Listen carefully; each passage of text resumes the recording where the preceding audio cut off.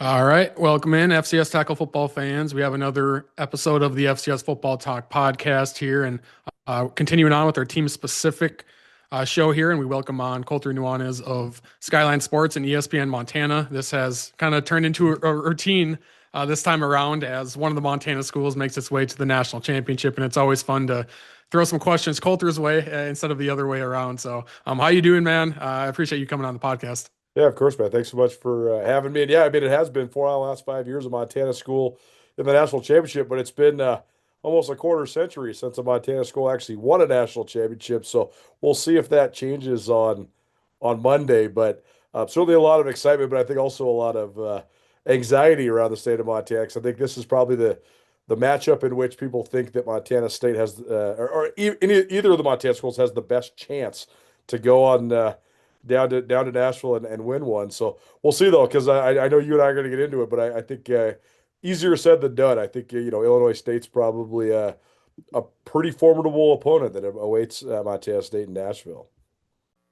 No matter how far you may go, there's always one just down the road. Town Pump, ooh, pump it up, pump it up. Town Pump has been Montana's best since 1953, and Town Pump is proud to send Skyline Sports on the road to Nashville. Montana State is gunning for its first national championship in 41 years. Follow along at SkylineSportsMT.com. The road to Nashville, proudly presented by Town Pump. Town Pump, right down the road, pump it up, oh yeah. Injured in an accident? You may be entitled to a bigger settlement, up to 3.5 times bigger.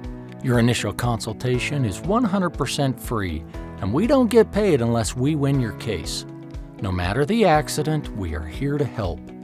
The advocates will fight for you because you deserve clarity, you deserve justice, you deserve guidance, you deserve an advocate. Contact us today. Yeah, so what do you make of that? We've talked about it a little bit as far as it seemed like last year the storyline was this is Montana State's one of their best windows to win a national title, just with the legendary senior class and the home state kid and Tommy Malott leading the way. But now it seems like this year's window is even better than last year's window, and part of that is due to how Montana State is playing, how they put everything together, and they're peaking at the right time. But it's also like South Dakota State, they got bounced early. North Dakota State was more of the shocker; they got bounced early. So it just seemed like, okay, this is Montana State's their best window. What do you make of that kind of storyline of it? Of we thought that was the case last year, but now this year it's like, well, maybe this is the best window for the Cats to get it done. Yeah, it's a really good question because I think that there's multiple factors. I think on the macro level, you saw quite a change in leadership across various FCS programs. Like South Dakota State has a new head coach, South Dakota has a new head coach, Idaho has a new head coach. I mean, those are three of the top 8 programs in the country that are replacing their head coach. So I think that just caters to a little bit of a shift, certainly. Brent Vigen, now could have been a guy on the way out the door multiple of the last off seasons at Montana State, but he stayed, and I think that's bared fruit just in the way that they've been able to construct such a. I thought Keaton Gologlu, the voice of the Bobcats, said it really well on my ESPN show. He said, Montana State's a mile wide. They might not have a crazy amount of star power, but they have so many really good players. And it's so much reminiscent to the North Dakota State teams that have been so good year in and year out. And it makes sense that Brent Vigen comes from there. So I think that the macro level, I think that there's been a lot of shifting parts among some of the top FCS programs, which has helped the stability of Montana State even be a bigger advantage than some of these other schools have. And I also think when you talk about the Cats internally, I think that Montana State's leadership last year matched Brent Vigen's personality.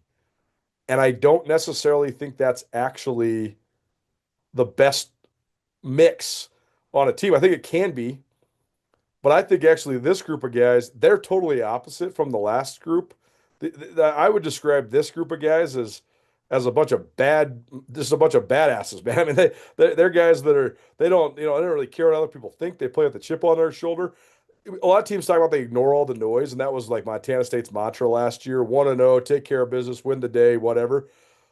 Media day at Montana State this year, everybody from Paul Brott, who's their All-American defensive tackle, to Titan Fleischman, who's their All-American right guard, to Adam Jones, who's their All-American running back, all those guys said, hey, we know the world thinks that we're going to take a step back. We know the world thinks that last year was the greatest Bobcat team ever, and all those guys graduated, and all these guys transferred, and we're not going to be good this year.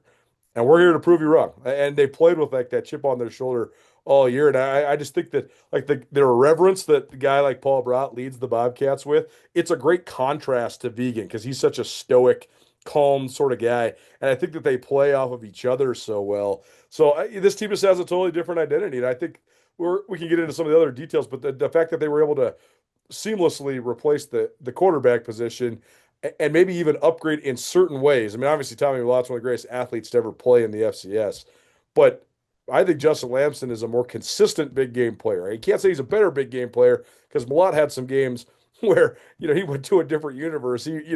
He's Clark Kent. He gets in the phone booth, comes out, he's Superman. He's so tremendous in a couple of those playoff games over the years. But Lamson's more steady in terms of his ability to give you a chance to win in big moments and big games. So I think all of it has culminated in this, and it's been pretty impressive to watch. We can't allow them to find any hope. No hope. Make it mean something, fellas. Now is the time. This is the place. Any team, anywhere, anytime.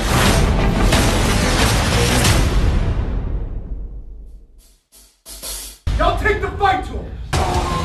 It's going to be picked off, taken. Take 1 week. Episode 6.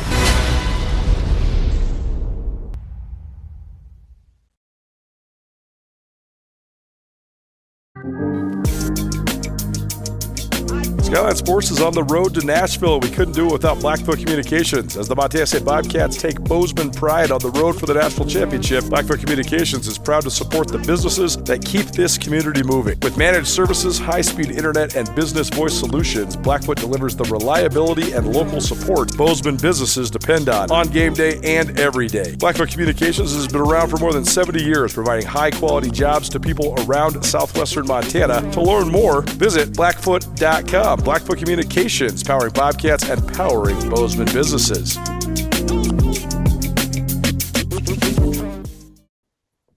You kind of mentioned the different personality to this team, and you had mentioned that, back at the Montana State Media Day, they were, felt motivated and trying to prove the doubters wrong. Do you also think there's always incredibly high expectations for Montana State, but last year they were sky high, whereas like this is the year, for this season, like still high expectations, but everyone was looking at, NDSU as this wagon, and, Montana State was kind of, maybe a dark horse. Do you think that, coupled with just maybe, a looser personality wise, has helped this year's Montana State team, where last year maybe they felt a little tight at times, where this year it's not, we're playing with house money, but like, hey, no one's really paying attention to us. I mean, they started 0-2, and then they, stacked win after win after win, but a lot of those wins at the start weren't over-ranked opponents. So they were 5-2, 6-2, but no one was really talking about Montana State. You just think that overall has helped this year's team?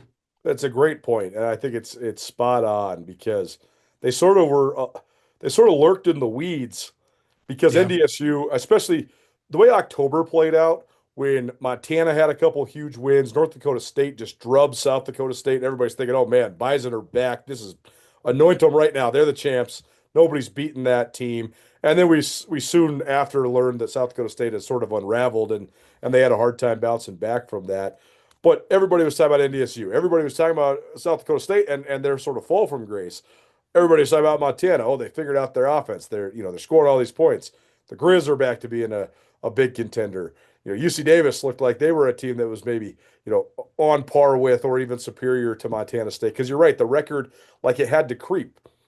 You're 6 weeks into the season, you're still only 2 games over 500. You're 8 weeks into the season, you're still only 6-2. It wasn't until they were 8-2 going into the Davis game that I think people really started thinking, oh, they really are still, a national caliber program. Where do they fit, though, in that national picture? Then when they beat Davis soundly, okay, now you're thinking, okay, this is a semifinal team again, no doubt. But then when they went to Missoula and beat the Grizz, then it flipped, and all of a sudden it was like, oh, this is the championship favorite, them and North Dakota State. We're just going to see, round however many of this for the year in and year out. But it's a great point, because I do think that there was. I wrote my post game column after the rivalry game between Montana and Montana State. And I wrote that in 2021, when the Cats won the semifinal against South Dakota State, it was a breakthrough. And it was like this, they're finally to the championship game after 37 years of waiting. Oh, they have to play North Dakota State, but happy to be here, right? Like we got there. We proved that we could bounce back from a loss to the Grizz, run the table in the playoffs, and get to the championship game for the first time since 1984. So it was a relief, or excuse me, a breakthrough. Then I thought in 24 it was a relief when they won the semifinal game because they'd gone through it all. They'd beat the Grizzlies. They'd gotten it done in the playoffs in 3 games where they were heavily favored. But I thought this last time, I think I described it as it was a triumph. They had resurrected it. They had, overcome their early adversity. They had shaken off the memories of last year and also just made a new identity for the team. And I thought that all played into then what was sort of a culmination for them. And I think it's a great testament to just the strength of the program and also just the steadiness that Brent Vigen has been able to provide. But it's a good point. I do think that maybe they weren't in the forefront of the spotlight in the FCS early and even in the middle of the year. And now all of a sudden they have emerged. And so that maybe that did take a little bit of pressure off of them and put it on a lot of the other teams that are sort of in the forefront of the subdivision. When I was approached by a group of men, really right out of our national championship appearance, I think they saw NIL as an opportunity to continue to allow our program to grow. And it was very well thought out of. At the time, they didn't just come up with this on a whim. I think they studied other institutions across the country at all levels to be able to do it right, to be able to implement it the right way, align themselves ultimately with Blueprint after talking, I think, with several outside entities on how it should be managed. All our intentions with the Bobcat Collective are in the right place, and that's the most important thing. They're about continuing to promote our program, allowing our guys opportunities to help along with that. I think that's really important. It really, I think, has provided this give and take. Our guys are certainly benefiting from it, but then they're giving back at the same time, whether it's individual opportunities with particular businesses or just in general giving back through the collective to our community.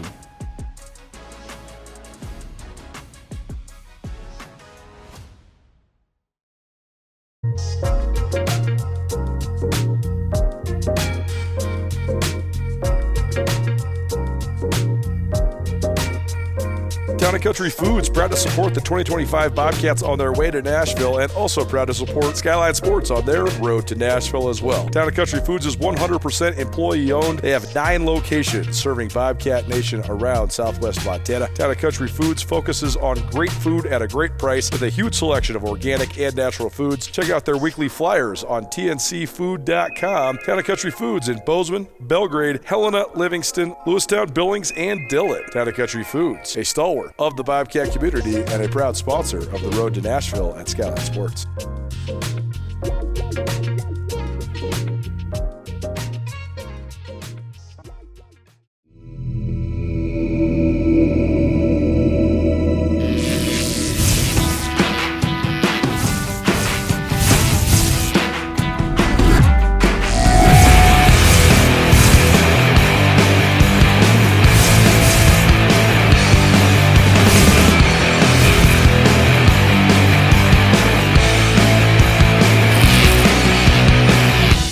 Jewelry Design Center. We want to be your jeweler for life.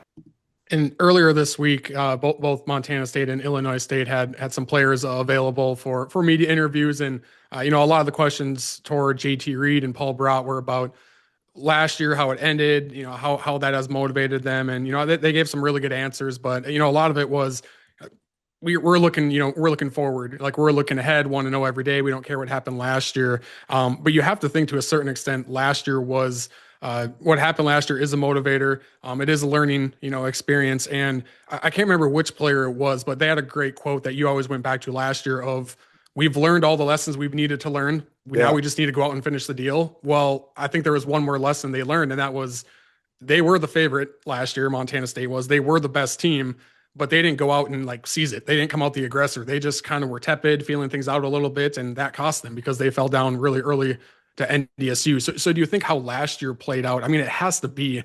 I know these guys are laser focused, but like it has to be in the back of their head a little bit as far as a motivating factor or a lesson learned, some of those lines. McKade O'Reilly was the one that said that we had no more lessons Okay. to learn, and I Yep. think, I mean, it was a great quote, certainly. I think that the lesson that they learned, though, it's not just the actual operation within the game. I think it's the how do you handle this month or month and a half from the end of the regular season to the national championship game and all that comes with it if you are one of the elite programs. To me, the most impressive part about North Dakota State and their run is the fact that they had multiple coaches that were on their way out the door when they were still winning national championships. To have that and to know that the coach is leaving, and this is sort of the swan song, and then to still go win it is crazy. Well, now that's accentuated. It's not just the coaching carousel that people have to deal with. Now it's the transfer portal, and I think that the days of an FBS program hiring an FCS coach and letting him coach throughout the playoffs, I think those days are next to numbered if they're not numbered because of the portal. Because you can't just let a guy coach for 3-4 more weeks and let everybody else just have a heyday on all the guys that might be available. But then you have to also be able to mitigate and manage all the guys that could be available. And I mean, make no mistake, I know that there's some people that want to be naive about this because they don't want to acknowledge what's going on. But these dudes, if you're a good FCS player or a great FCS player, you're getting hit up the moment the FBS season is finished. You got all sorts of conversations and discourse going on. So then by the time the actual time rolls around where you could jump in the portal, you've already been being contacted for a month. So Montana State had to mitigate all that last year, right? Because Brent Vigen was in the mix at Washington State, Fresno State, New Mexico. His staff, I think, was pretty well aware of who he was taking and who he wasn't. So they started making other plans. And then when he doesn't take any of the jobs, you see a bunch of those guys leave. I think part of that's just also just the victim of success, right? I mean, Tyler Walker, the offensive coordinator, like you coach Tommy Mellott, you had a record-setting offense. You strike while the iron's hot. You go get that FBS job. So different circumstances certainly, but their coaching staff was sort of, I'm not gonna say falling apart, but in a huge transition. And then you also have all these guys that are getting meddled with in the portal. And Paul Brott and Adam Jones have both openly talked about that. They said that had a profound effect on their team last year, and that's why they started so flat down in Frisco against North Dakota State. But I think because they've gone through that, that was the other lesson. It's not just preparing for the big game and operating in the big game. It's also the fact that you have to mitigate this whole month. And I think Montana State learned from that and has done a way better job of that part. Now we'll see in terms of the on-the-field operation on Monday how they're able to perform. Yeah, it's always so interesting right after a team loses in the FCS playoffs, first round, second round, and on and on. You know, that next Monday, it's like Black Monday of entering the transfer portal. This year, you can't enter the portal until early January, but everyone, you know, announces their intention to enter the transfer portal. But when that happens so quickly, these guys already know, like, they're on their way out and they probably already have a destination in mind, or, you know, these 4 teams are offering me this much. It's going to be one of these 4 teams. And so you always wonder, like, I'm not at all suggesting that like these teams or these players are not trying, or, you know, they want to lose or anything like that, but there is a certain level of business decision that they're making, right? Right. Like if you know you're going to make $200,000 at your next stop, and you can either dive for a first down and take a head-on collision, or you run out of bounds. Like, what are you going to do? Do you want to risk that injury? If you get injured, maybe all of a sudden that NIL offer gets pulled. So I've always thought that was such an interesting dynamic in the FCS, and the FBS sees that too with players opting out of bowl games. We haven't really seen that a whole lot as far as notable guys opting out of the FCS playoffs, but it's just an interesting dynamic with how the calendar lays out in college football. Well, and there's also just the distraction part of it. Like, are you mentally ready? You know, I'm not going to directly correlate things, but you can tie the pieces together. I mean, Rohan Jones was an All-American last year at Montana State, and he had a couple completely uncharacteristic drops in the first half of that national championship game. And then he's on his way to Arkansas right after the game, you know, a couple days after the Montana State loses. Make what you want of that. But you know, it's not even just the business decision part of it. I think sometimes then it just ups the pressure. I mean, like, if you're a competitor and you know that maybe you're on the way out the door and your teammates do too, or they even know you're considering it. I think that makes a lot of friction in the locker room as well. So it's all, I mean, this whole part is the part, I know you and I are on the same page. It's the way of the world. There's nothing we can do to change it.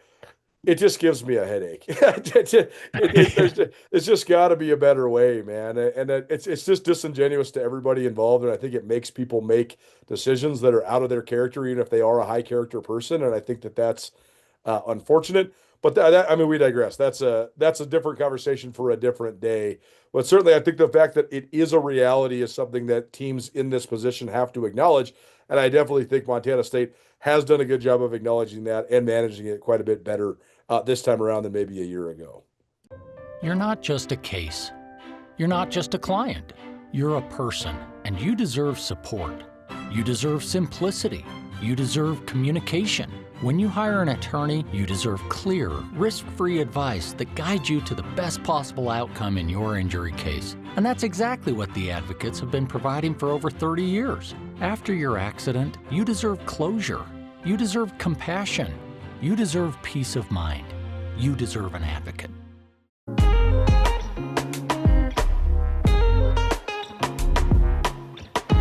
Bobcat Collective has grown leaps and bounds since it first was instituted as the NIL Collective at Montana State. And the Bobcat Collective has certainly played a pivotal role in helping Montana State reach its third national championship game in the last 5 years. Bobcat Collective also proud to help sponsor the Road to Nashville in association with and partnership with SkylineSportsMT.com. If you want to find out more about how you can help contribute to the NIL Collective at Montana State University, just visit BobcatCollective.com/Skyline for your chance to earn a free 1-month membership to see what the Bobcat Collective is all about. Road to Nashville, Bobcat Collective and Skyline Sports. Follow along all January long. Join Town Pump's Pump It Up Rewards Plus program and never pay full price for fuel again. Save 5 cents on every gallon every day at any Town Pump across Montana. Plus, earn and redeem points on your favorite in-store items to get free stuff with our clubs. Stop in and pick up a rewards card. Download the Pump It Up Rewards Plus app today. Or visit townpump.com/rewards to register and start saving. Town Pump. Right down the road. Pump it up. Oh, yeah. Yeah, a bit of a two-part question here about Montana State's offense. When people watch Montana State, like they can see, okay, this offense is different compared to last year. How much is that, attributed to, the new offensive coordinator, and also, with the scheme that he wants to run and all that? Was that when Vigen was out, interviewing new offensive coordinators? Like, did he know they needed somewhat of a new offensive system, be able to spread the ball out a little bit more? And then along with that, like, how perfectly has Justin Lamson, the revelation of him coming in from Stanford, how perfectly has he fitted into this offensive identity?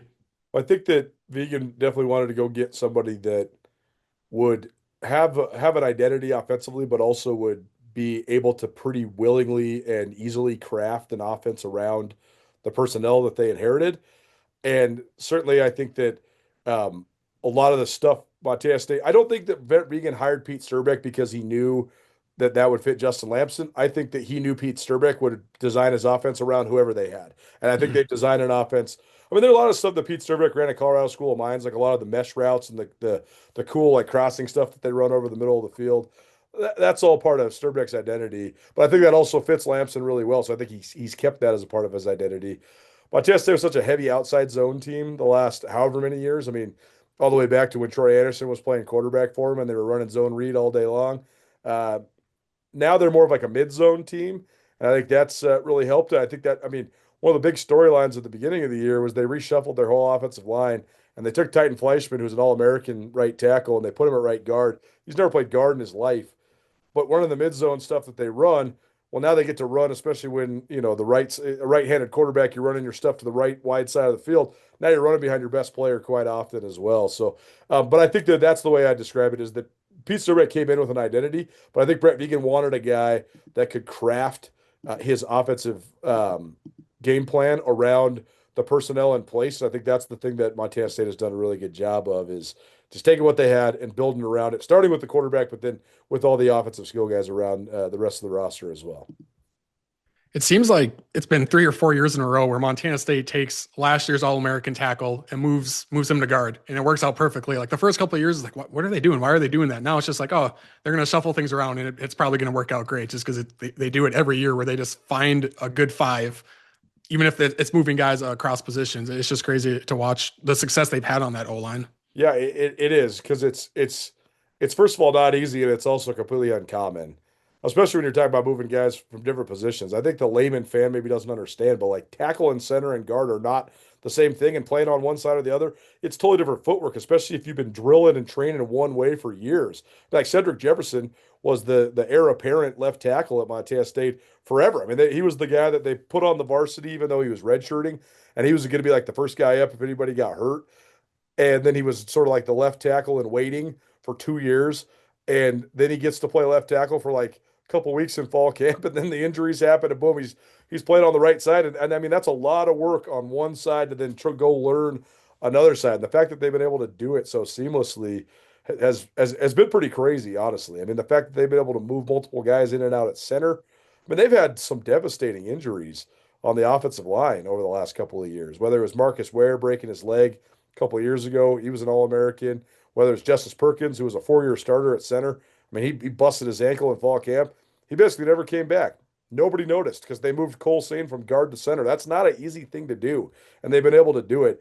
And they've been able to do it with multiple turnovers with their offensive line coach too. So, yeah, at the end of the day, it's all a credit to Brent Vigen and his program, because they've had so much turnover on the coaching staff.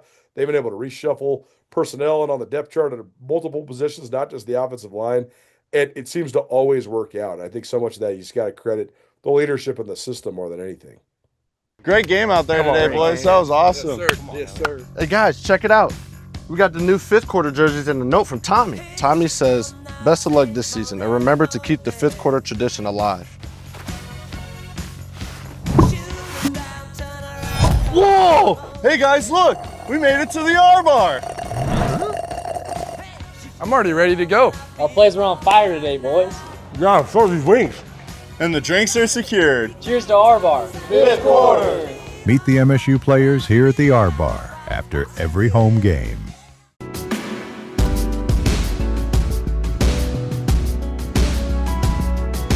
Skyline Sports is on the road to Nashville, and we couldn't get there without our friends at Dawes Insurance. Brad Dawes has been serving Montana and Idaho with State Farm for more than 50 years, particularly Bozeman and Big Sky. Brad's team of 12 professionals has more than 100 years of combined experience and among the best trust of any insurance agency in Montana. Brad and his son Dusty are the only father and son duo to earn All-American honors each for Montana State football. Brad was an All-American defensive lineman for legendary head coach Sonny Holland in the 1970s. And Dusty was a All-American long snapper and offensive lineman for Mike Kramer in the early 2000s. Dawes Insurance offers a full line of State Farm products, including auto, home, life, health, and business insurance. Brad and his team can be reached at 406-586-HOME or braddawes.com. Dawes Insurance, proud to help Skyline Sports on our road to Nashville.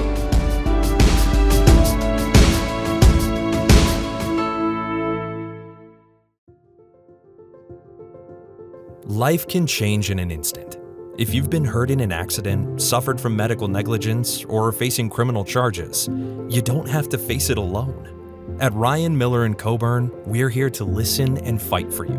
We're your neighbors, traveling across Montana to stand by your side as your link to justice. Real people, real help, right here in Montana. Ryan Miller & Coburn, your Montana attorneys. Do you think this is the best coaching job by Brent Vigen in his 5 years at Montana State? Or is it to be determined, depending on what happens on Monday? Yeah, it's a great question. I think that to have all the strong narratives that Montana State had in the last offseason and to address them head on and basically erase them one by one. How do you replace Tommy Millott? How do you replace Brody Grebe? How do you move on from the coaching staff? Who's going to be your offensive coordinator? Who's going to call plays on defense? And the fact that they've not only managed it, but Bobby Daly was a great defensive coordinator. Sean Howe's better. Tyler Walker's a great OC. Pete Serbeck's better.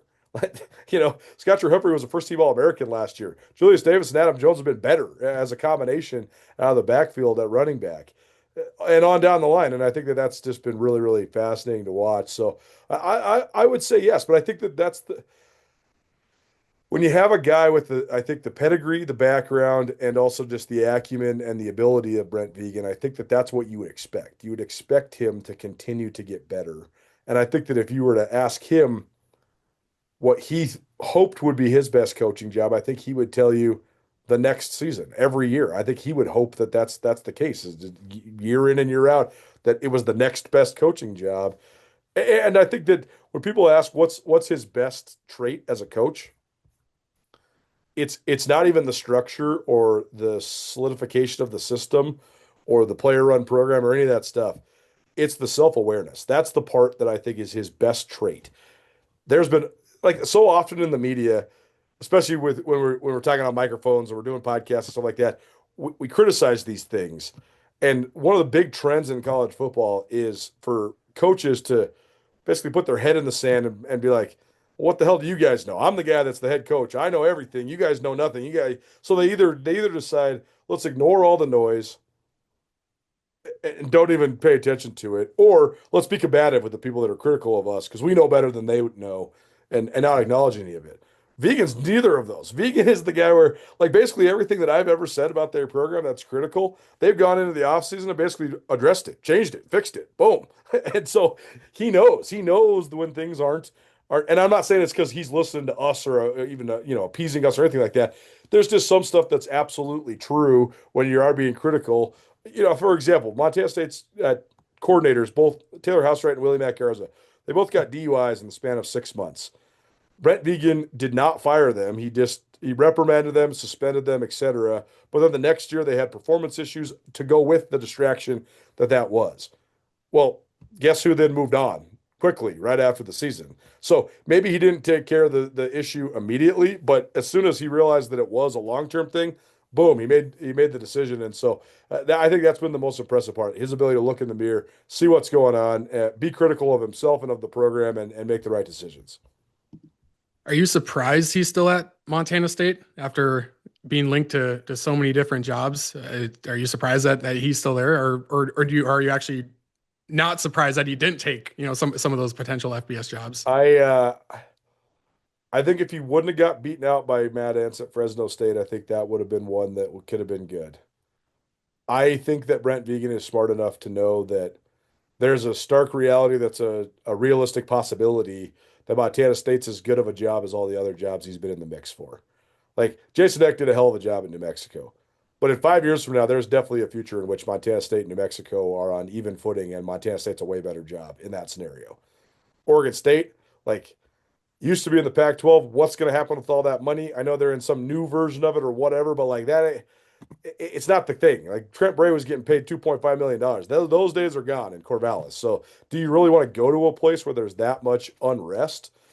If you're Vigen, you're sitting there right now and you can't see the future, but the future staying seems a lot brighter than leaving if it's just going to be a middle of the road Mountain West or whatever. If it's not a Power 5 job, I just don't know why you'd leave if you're going to stay in the Western United States. Because Montana State and Montana and North Dakota State, some of these other schools, they're going to position themselves to be right there with some of these other programs when the dust settles, at least in my opinion. So I think that I was more surprised that Vigen didn't leave after last year. I was less surprised this year. And if Montana State wins the national championship, I'll actually then be shocked if he leaves, because I think he'll stay and then see what the future could hold and try to build it up into then what could be just a Western United States non-Power 4 juggernaut that's maybe in that new tier that you and I have talked about so often. Yeah, especially because Montana State, portal pending, the Cats might be just as good, or actually might be better next year compared to this year.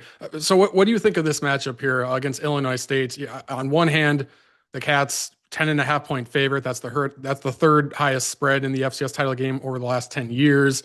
Some people think this is kind of just a coronation of Montana State, and their build up is finally going to be completed with a national title win.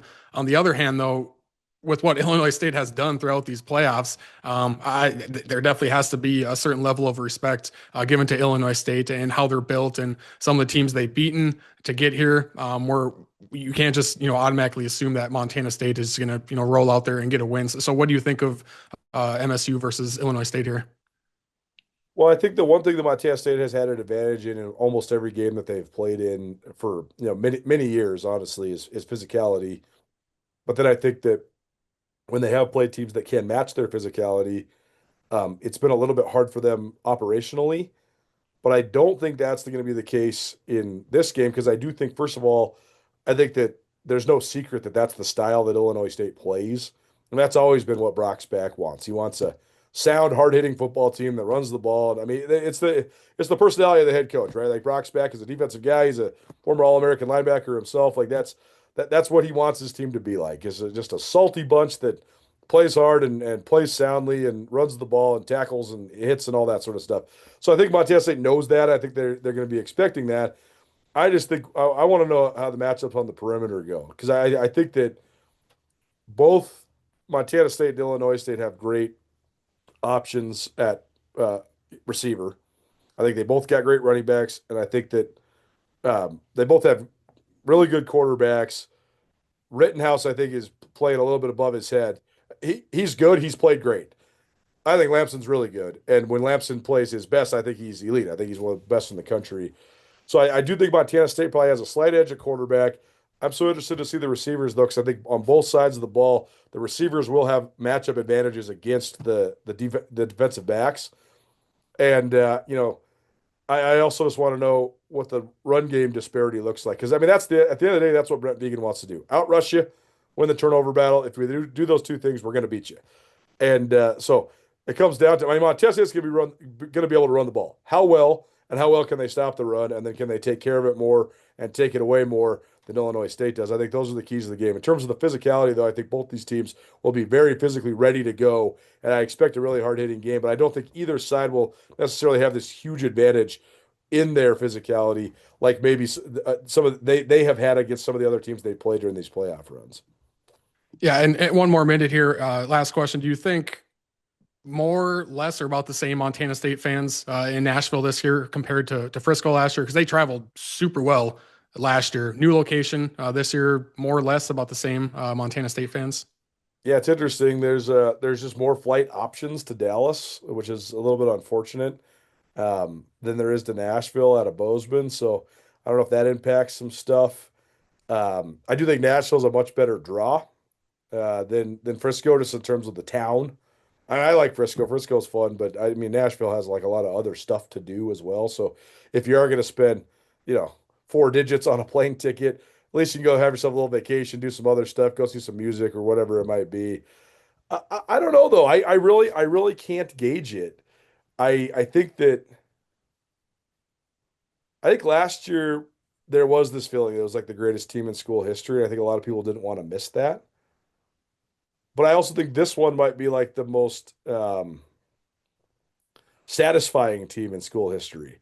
So many of the older Bobcat people, they already won the Super Bowl because they won the Super Brawl. They beat the Grizz twice in 28 days. Like this is it, It was really funny. I was at the Montana State Quarterback Club. I was doing my radio show from the Bobcat Athletic Complex yesterday, and then the Quarterback Club meeting was happening. So I got to mingle with the guys before they went upstairs and watch film with Coach Vigen. But, it was, how about those Bobcats? Yeah, we beat the Grizzlies twice in a month. So great.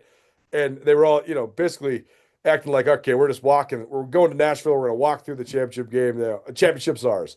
And then Vigen showed them some film on Illinois State, and they come back down the stairs. I'm talking to them, they're like, man, that Illinois State team's pretty good. And I'm like, man, they are. They're pretty physical, and it's not just some walkover. Sure, they're the 17 seed or whatever you want to call them, but they're pretty dang good. So I don't know though. I really don't know. It's obviously farther and harder to get to in certain ways, but I'd say probably about the same. I'd probably expect a pretty similar and strong turnout for Montana State in Nashville.